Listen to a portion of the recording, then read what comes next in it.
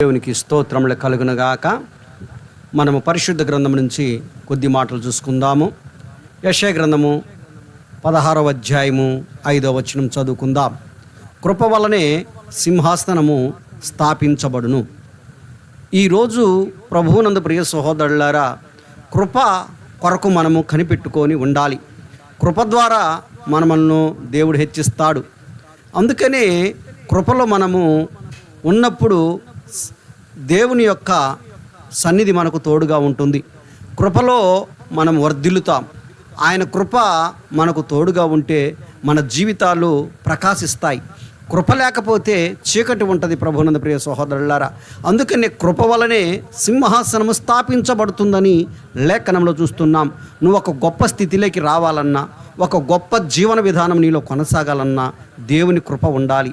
దేవుని కృప నీలో లేకపోతే నీవు చీకటి మనిషిగా మార్చబడతావు. అందుకని ఆయన కృప ఉంటే మనం వర్ధిల్లుతాం. కృపలో నిలిచిన బిడ్డగా నువ్వు ఉండాలి. కృప మనలను గొప్ప చేస్తుంది. దేవుని కృప మన పరిస్థితులను మారుస్తుంది. దేవుని కృప మనల్ని ఉన్నత శిఖరాల మధ్య నిలబెడుతుంది. అందుకని ఆ కృప కొరకు దేవుని దగ్గరికి రావాలి.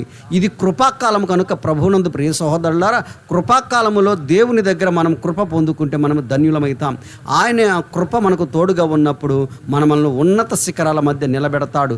దేవుని కృప ఏ వ్యక్తికైతే తోడు లేకుండా ఉంటుందో, దేవుని కృపలో ఎవరైతే లేకుండా ఉంటారో వారు వర్ధిల్లరు. నువ్వు వర్ధిల్లాలన్నా, నీ జీవితం ప్రకాశించాలన్నా, నీ జీవితంలో వెలుగుతో నింపబడాలన్నా, నీ జీవితంలో అనేక విషయాలతో మేళతో నువ్వు నింపబడాలన్నా దేవుని కృప అవసరం.